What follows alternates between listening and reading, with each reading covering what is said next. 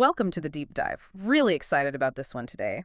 We're getting into Charles Richards' The Psychology of Wealth. And this book, well, it might just change how you think about your finances. Because it's not just about dollars and cents, is it? It goes much deeper into the emotional stuff, the cultural background that shapes how we deal with money.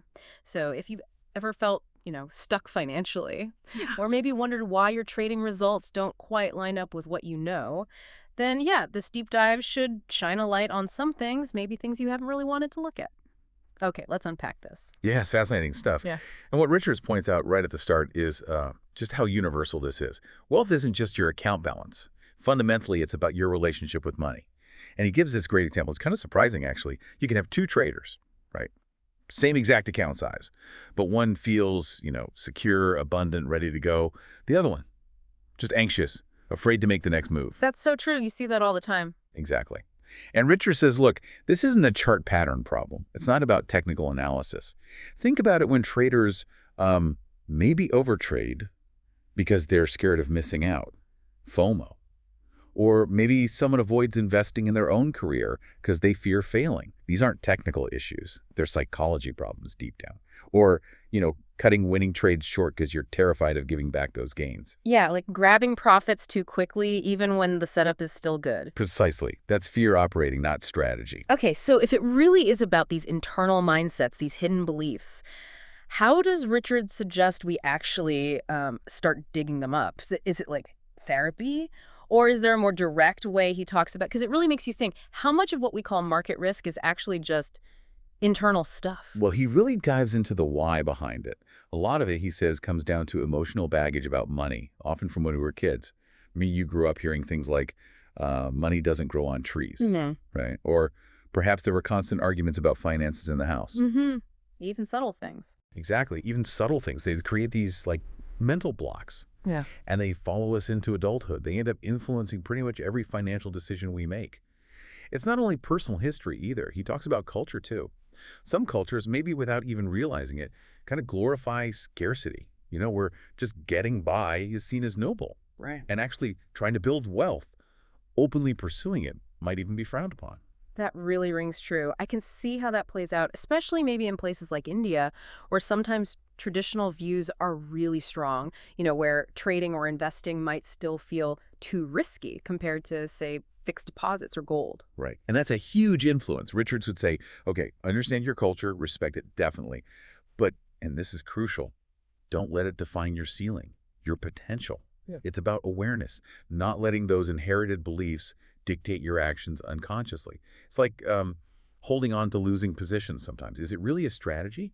Or is it just that fear of admitting you were wrong, that ego getting in the way? Makes sense. The truth, Richards argues, is pretty stark. If you don't consciously work on rewriting your money story, your subconscious mind, it's just going to run the show. And in the markets, well, letting your subconscious run wild based on old fears, that can get very expensive very quickly. Wow. Yeah, that idea of the subconscious running the show really brings us to that core conflict Richards talks about, doesn't it? That constant battle between financial fear and genuine financial freedom. How does he actually define those two? What's the difference? Financial fear. Well, according to Richards, it's not simply about not having enough cash right now. It's more like this constant nagging tension, this underlying belief that you're always just one bad trade away from disaster, even if your actual capital situation is fine. Right. It's a feeling, not just a number. Exactly. It's a mindset. Yeah. And it actively pushes back against calculated growth. It's the thing that stops you from taking smart risks, makes you jumpy, reactive instead of strategic. And yeah, ultimately, it can lead straight to self-sabotage. That overtrading we mentioned, cutting wins short, that is financial fear in action. Okay, so that's the fear side. What about the other side then? Financial freedom. What does that actually look like in Richard's view, beyond just having a big bank account? Financial freedom. Mm-hmm. It's more about knowing, truly knowing, that you have the skills, you have the mindset, and crucially, a solid plan. A plan to create wealth, yes, but also to protect it, no matter what the market's doing day to day. So a trader who feels financially free, they can hit a losing streak, and yeah, it's not fun, but they can still sleep at night because they trust their process. They trust themselves. It's like they know the game is long. That's a powerful place to be, that kind of inner security. Immense peace of mind in that, Right. Which naturally leads to the question, if you recognize yourself more on the fear side of things, Yeah. what steps can you actually take? How do Yeah. you move towards that deeper sense of freedom Richards describes? Right. And Richards does lay out some concrete actions, doesn't he? He gives 5 key things to work on. And these sound simple maybe, but they're actually quite deep. First one, audit your money beliefs. Really examine them, but not just listing them out. He says, ask yourself, what emotion does this belief actually trigger in me? Is it empowering? Or does it have that little echo of, fear or scarcity from way back when? Because that emotional root, that's what's really driving your behavior, often without you even knowing it. That's a key. And the second action follows right from that. Detach your self-worth from your net worth. This is so critical. Richards really hammers this point. Your account balance, a win, a loss, that's just data about a transaction. It's not a measure of you as a person, your value, your self-esteem that needs to be independent of the market's ups and downs. Easier said than done sometimes, but crucial. Absolutely. Third action, reframe risk. This isn't about being reckless, not at all. Richards frames risk as the calculated tuition for growth. I love that phrase. Think about it like investing in education, right? You invest a calculated amount of risk. Why? To learn, to adapt, to grab bigger opportunities down the line. It's the cost of playing the game, basically, not some scary monster. Calculated tuition. I like that too. It shifts the perspective completely. Okay, so that's 3. What are the last 2? Fourth action, visualize abundance.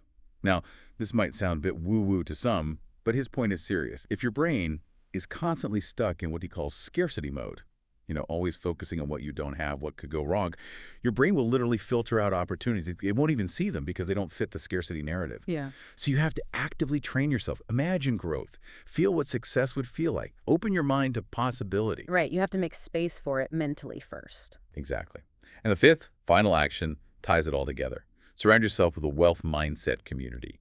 Find people, groups, maybe other deep dives like this one, masterminds, places where the conversation is about growth, strategy, possibilities, Yeah. not just fear and limitations and complaining. So pulling it all together, what Richards is really describing in The Psychology of Wealth is this fundamental shift, isn't it?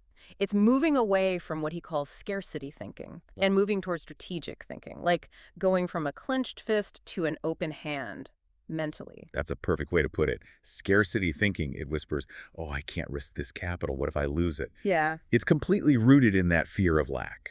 The idea that the pie is fixed, and if someone else gets a slice, that means less for you.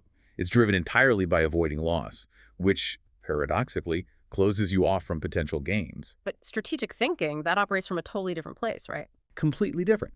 Strategic thinking says, okay, I'll risk this specific amount on this trade or venture because I've done my homework, I've calculated the odds as best I can, I understand the potential upsides and downsides, and crucially, I know I can handle the outcome, win or lose, because it fits within my larger plan.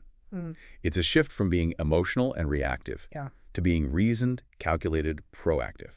It's about playing offense, not just defense. And here's the really interesting part, maybe even a bit ironic. Richard suggests that the more you operate from that place of calm confidence, strategic thinking, the more you seem to actually attract good opportunities, almost like the market or the universe responds to your internal state, not just your buy and sell orders. So the big question is, what does this all mean for you listening right now? Yeah, connecting it all up. It really means your financial future isn't just about market conditions or finding the perfect strategy. It's profoundly shaped by the beliefs, the attitudes, the emotional patterns you bring to the table every single day, which brings up a pretty important question for self-reflection, doesn't it?